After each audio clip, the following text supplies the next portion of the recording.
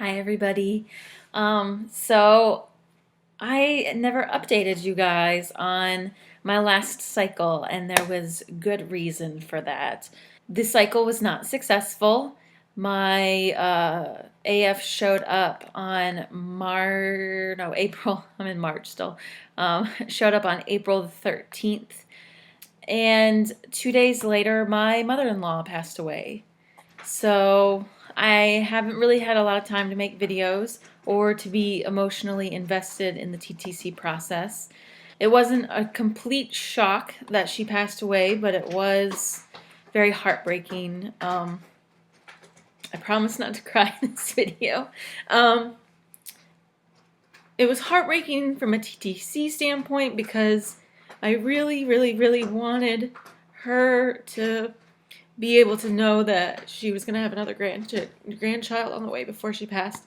I've never talked about my mother-in-law on this channel before. I was going to at some point and then just never did. But my mother-in-law has been battling stage 4 breast cancer since 2012, which is the year that my husband and I got married. So we've always kind of lived with knowing about the fact that she was on borrowed time. She was initially diagnosed with breast cancer in 2007, which I knew my husband at the time. But when we got married was when it came back after she had been in remission for several years. So things really started to deteriorate at the beginning of this year with a couple of hospitalizations, and then finally the decision to no longer seek treatment but to call in hospice and just live out the rest of her days. So she went downhill very fast, almost within a week. Became very, unable to respond and bedridden. And I was really, really hoping that that first Clomid cycle would be successful, because then we would have been able to tell her, even though she may not have been around for the child, she would have at least known. My mother-in-law has other grandchildren, but they haven't always been a part of her lives due to family conflict. So this just would have been, I think, something for her to be really excited about when she didn't have a lot to be excited about. And, I know my husband and I had always talked about what life would be like when we had our kids and how it would be with his parents, and being able to drop the kids off to spend time with their grandparents, because that was something that was really important to them, because they didn't always get that with their other grandkids. So we are okay. Even though I know I'm like on the verge of tears right now, we are okay. I have a lot of regrets when it comes to that, but God, I cry a lot on this channel. Oh, but I know that there is timing in all of that. So, during the graveside service that we had, just family, the minister was saying a prayer, and in the prayer, he made mention of, that there would be children to come who would hear stories about what a wonderful woman she was.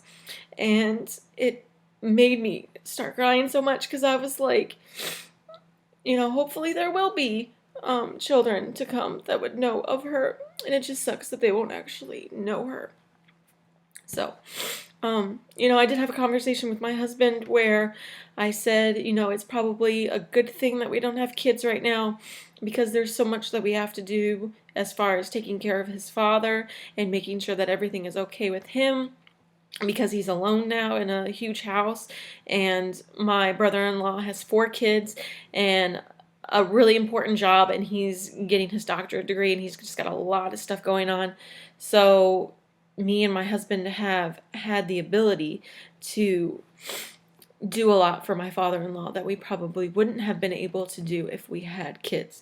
So I'm taking comfort in that and, holding out that maybe this was God's plan all along, for us to be able to be here during this time to take care of my father-in-law instead of taking care of a child. So, that being said, when all this was going on, I had a conversation with my husband about whether or not we wanted to pursue another medicated cycle, or if that it would just be too stressful with everything that was going on in her personal life. And he said that no, he did not want to wait. So yes, he did want to do a Medicaid cycle. I'm sorry if that was confusing. Yes, he did want to do another Medicaid cycle, and that he did not want to put a halt in any of our plans. So this cycle, I took letrozole or Firmera instead of Clomid. That started on the 15th, which was the day my mother-in-law passed away. I took my first pill. I did 5 pills, 25 milligrams, I believe is what it was, or 25 something.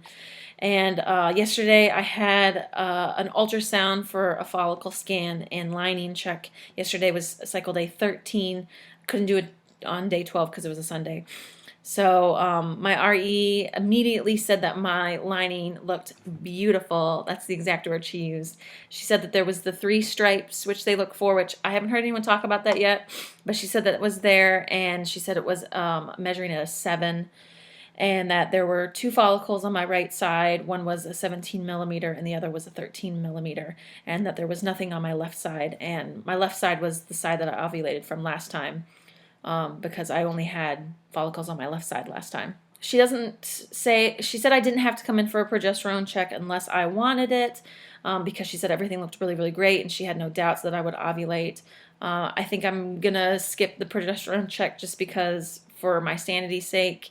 Whether or not my progesterone level is good or not, it doesn't matter because there's nothing I could do about it anyways.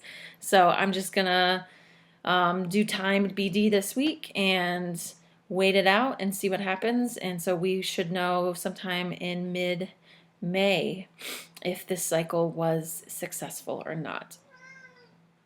There's my cat crying.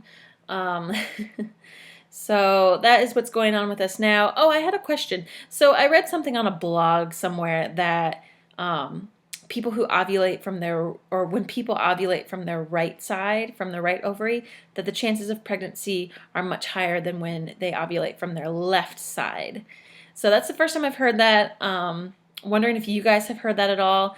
If that's true for you, if you're one of my followers that has had children, if you know what side you ovulated from and if it was happened to be from your right side. But just a really weird, interesting piece of information. So. All right. I didn't full-fledged cry. I know. I'm excited. It's the little things in life. But I'll check in with you guys soon if there's any symptoms or whatnot. And I hope that you all have a great week. Bye.